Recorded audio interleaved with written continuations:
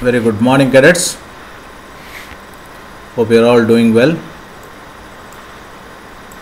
We have completed chapter number 8 in the last video session. Let us move to chapter number 9, that is struggle for equality.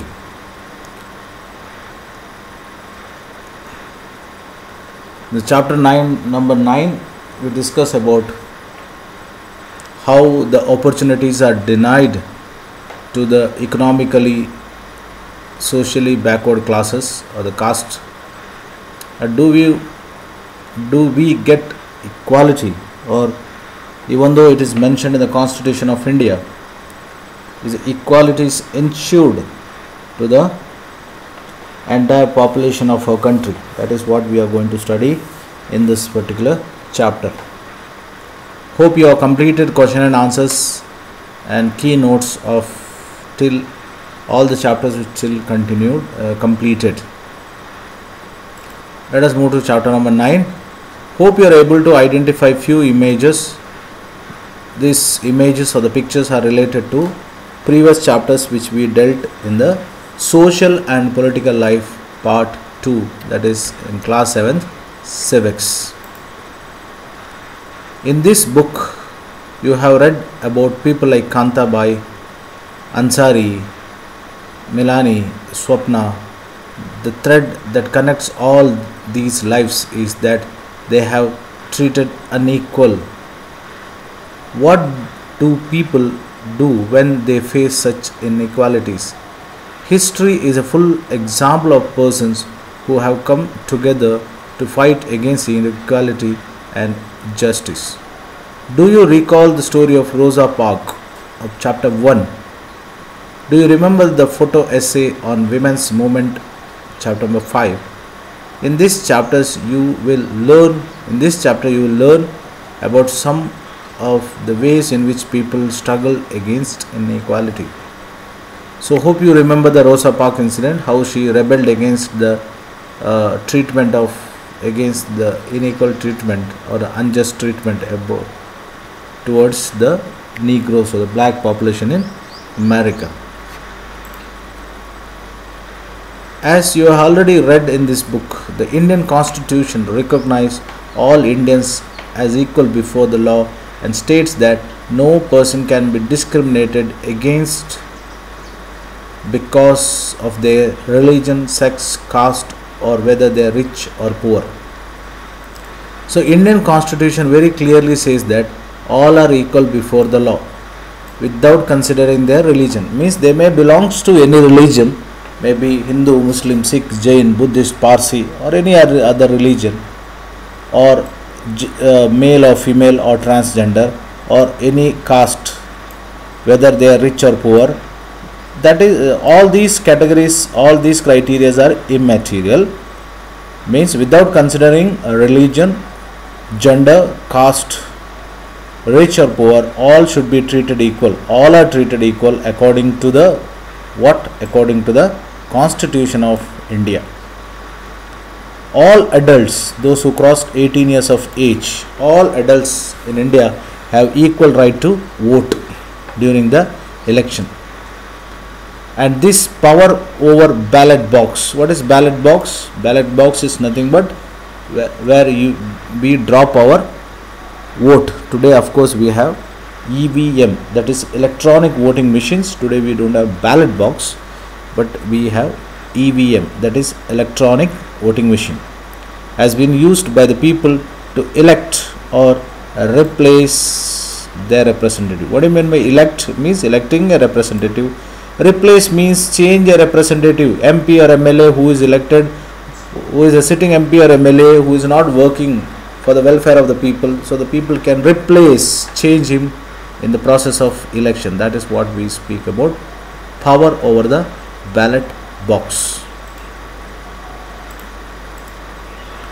But this feeling of equality that the ballot box provides, because the vote, one person, one vote, is one vote of one person is as good as that of another.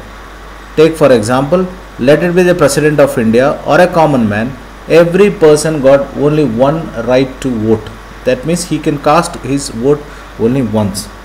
Not only that, one vote, one value, means value of my vote is one, value of your vote is also one, the value of president vote is also one. That is what? One person, one vote, one value. Does not exact the most people. As you read, the increasing privatization in health service and the neglect of government hospitals have made difficult for most of the poor people like Kanta. We have seen in the example of Kanta, Hakim Sheikh and Aman. They are unable to get good health because of, today you know very well, whenever we face some medical emergencies or medical problem, the first thought comes in our mind, if we are able to afford of the cost, then definitely we are willing to get treatment from a private hospital, not from the government hospitals. Why? Because we always feel that the government hospitals are not well maintained when compared to the private. Those people who do not have resources to afford expensive private health services, generally they are poor people, they have to depend on private government hospitals. Similarly, the man who sells juice does not have the resource to compete with other major companies who sell the brand drinks through expensive advertisement. When you visit a local juice center, he may not have the money to show in the advertisement like what Tropicana, Twister, or like any other juice like Rasna or any other companies are advertising, because his budget is very low. So naturally he cannot give the colorful advertisements and attract the customers. Swapna does not have the sufficient resource to grow cotton and so has to take loan from the trader. We read about the story of Swapna in Kurnool district of Andhra Pradesh. Before producing or before growing cotton, she is taking loan from the trader. So once she has taken loan from the trader, she is bound to sell the production to the same person. This forces her to sell her cotton at a low price. Milani, like millions of domestic workers across the country, are forced to endure insult and hardship of working as a domestic workers because she has no resource to do something of her own. So several domestic workers in India, definitely they face insult, hardship from their owners. You may definitely come across all these things, insults and hardships for a domestic workers. Why? Because they are very poor, so they cannot start their own establishment of firm. Poverty and lack of resources continue to be a key reason why many people's life in India are highly unequal. So why, even though we say or the constitution say all are treated equal, one of the major reason why we feel because of, one is poverty, that is economic problem. The second one is lack of resource. One got plenty of resource in the sense of property. One may have hundreds of acres of land, many may not have a piece of land. So the lack of resource is also major reason for unequal treatment in India. On the other hand, Ansaris were discriminated against because they did not have resource. In fact, despite having money to pay the required rent, we have seen the example of Ansari. They were denied the house because they belonged to a particular religion. They were not able to find an apartment for over a month. People were reluctant to lease them an apartment because of their religion, because the people were not ready to lease an apartment because they don't want to lease an apartment to the people belong to that particular religion because of various reasons. Similarly, the main reason that The teachers forced Om Prakash Valmiki to sweep the schoolyard because of he was a Dalit. We read about the story of Om Prakash Valmiki. Om Prakash Valmiki was discriminated very badly by the school authorities because he was a Dalit. You have also read that the work of a woman often considered of less value than that done by the men. That is what we studied about, valuing the work. All these persons are discriminated against primarily because of their social, cultural backgrounds. So why the discrimination is there? Discrimination is purely done because of the social and cultural background, and moreover they are women. Discrimination on the basis of person's religion, caste and sex is another significant factor why the people are treated unequal in India. So second reason, what is the first reason which we studied?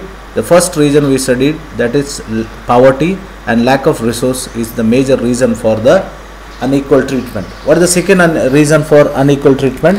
That is discrimination on the basis of person's religion, caste, that is upper caste and lower caste, gender, male, female or transgender, is another significant factor for why the people are treated unequal in India.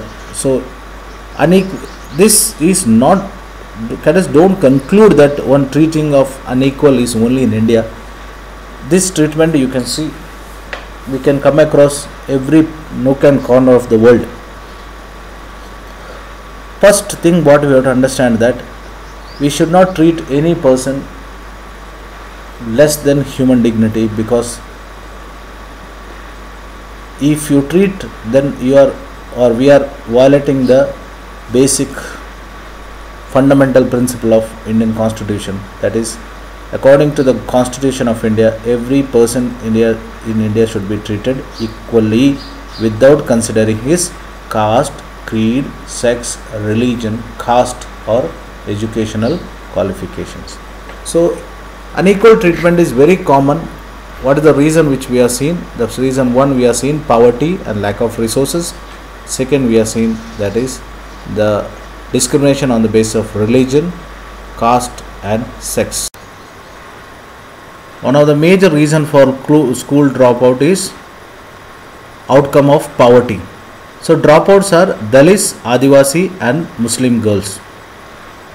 So social discrimination is also one of the reason for school dropout, but majorly what the reason is, that is poverty. So poverty, lack of facilities, because why there is a dropout for Dalits in higher education? Because non-availability of schools near their locality. That is one of the reason why most of the Dalits, they don't attend the schools and colleges, Dalits or Adivasis.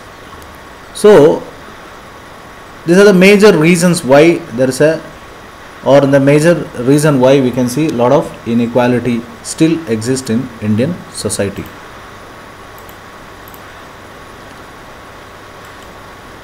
Hope you are able to understand what I am explaining, because the Constitution of India, let me summarize in a nutshell. The Constitution of India clearly explains that there should be equality in treatment, or the Constitution upholds equality.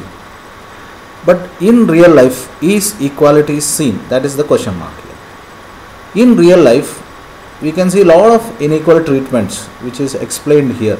Poor people who are economically backward, they are treated very badly.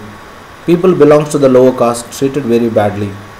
Women are not given a dignified life in India. They are treated very badly. Their work and hardship are not recognized.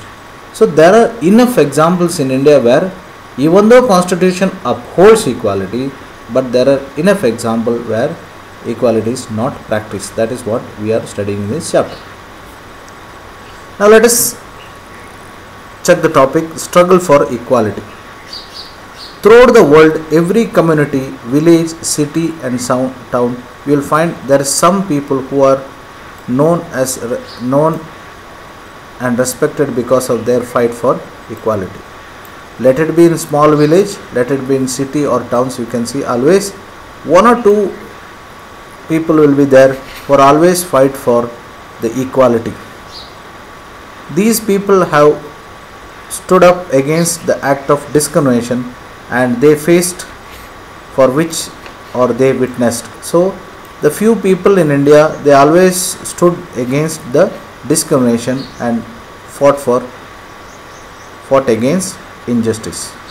They may be well respected because they treat all people with the dignity and are therefore trusted and called upon to resolve the issue in the community. What we speak, the religious leaders or the political leaders or the caste leaders of a particular community. Maybe in your village you may have few people who are respected by every person in the village.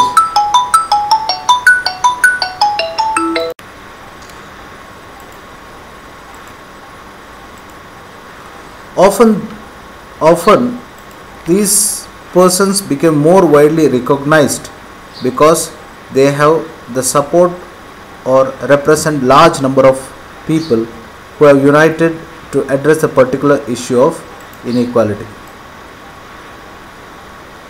In the class 8th you study about the story of Sri Narayana Guru or Periyar Ramaswamy Naikar or Dr. B.R. Ambedkar, Savitribai Phule or many other social reformers including Rajaram Mohan Rai, Swami Vivekananda.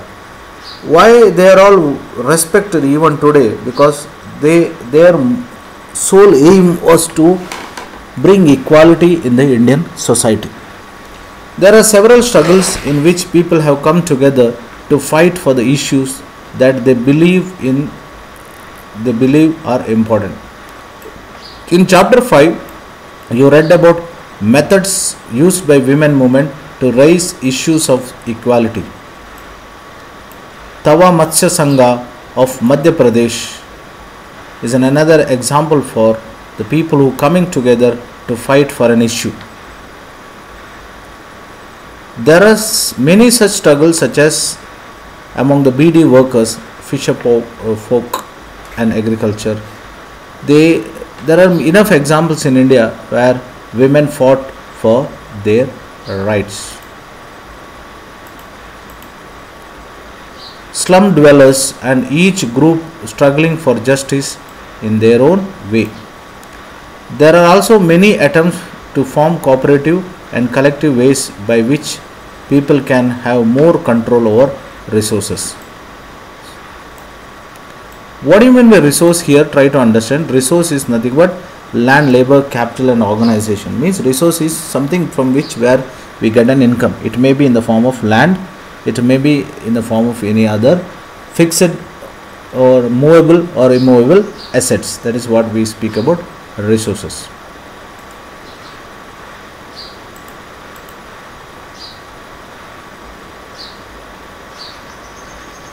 Let us study about a cooperative success story of Tawa Matsya Sangha. Matsya means fish.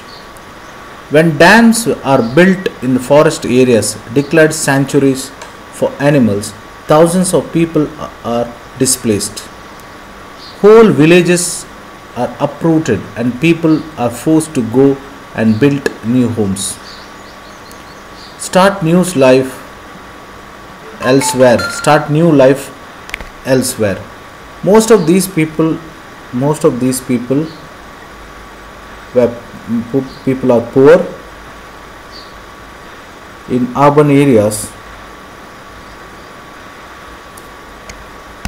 Most of these people are poor and in urban areas also.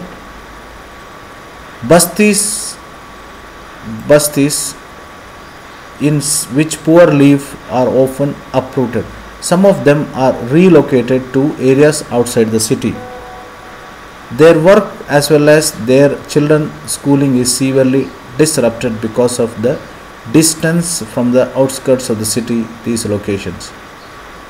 We are going to study in the class 8 about the marginalization. Okay, marginalization is nothing but people are treated marginalized, maybe due to various reasons. Marginalization because of the development, that is what industrialization and marginalization. For example, if a particular area is declared as industrial area and people of that locality are asked to leave that place or relocate from that place to a different place, that leads to marginalization as well as, very important, displacement. I repeat, displacement. Displacement is nothing but uprooting a people from the place where they live and they are forced to build new homes and start new life somewhere else, elsewhere. So that is what the problem of development.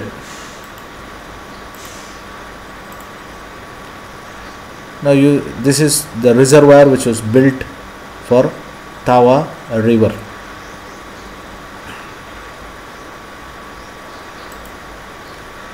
People usually come together to fight against this. There are several organizations across the country fighting for rights of displaced.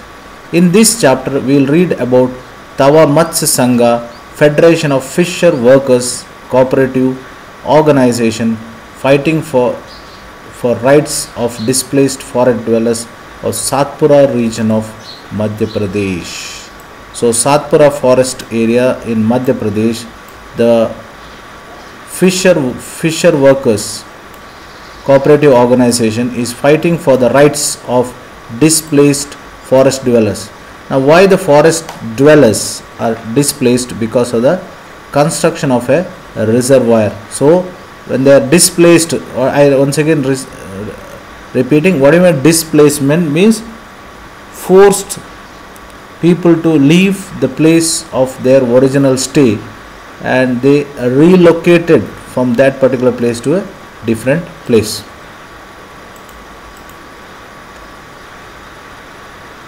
Originating from Mahadevo hills of Chhindwara district of Madhya Pradesh,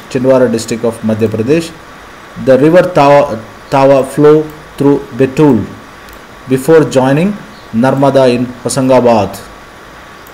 Tawa Dam began to build in 1958 and completed in the year 1978.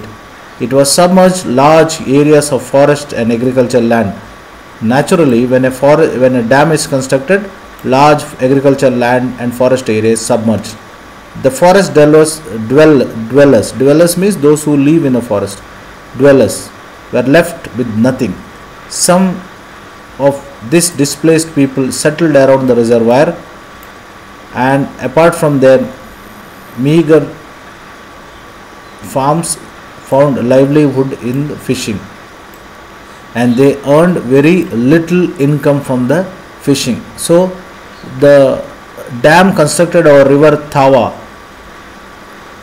really caused the difficulty for the forest dwellers in the Satpura region of Madhya Pradesh.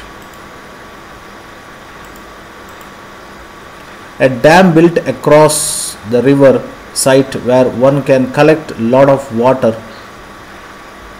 This forms a reservoir and from water collect into submerged in vast areas of land. This is because of the walls of the dam across the river is high and water spread over a large area. This photo of submergence caused by Theri Dam in Uttarakhand. The old Theri town and 100 villages, some totally and some partially, were submerged by this dam. Nearly 1 lakh people were displaced. So one more example here how the people are displaced when the dam is constructed. Definitely you have an example of Almaty Dam. When Almaty Dam was constructed, lakhs together people were displaced and you can see a town in Bagalkot that is called Navnagar. The town is mainly done for the reallocation or relocating the people who lost their livelihood because of the construction of dam Almaty. So it's very common that when a huge dams are constructed, of course we appreciate that dams leads to the development in the form of agriculture by providing water. But the story of development is always coincide or goes together with the loss of a resource or loss of livelihood to a particular community or a particular particular region, because the people who lived in that particular area were forced to displaced or leave that area and relocate to a different place. So always development always leads to displacement of a particular community.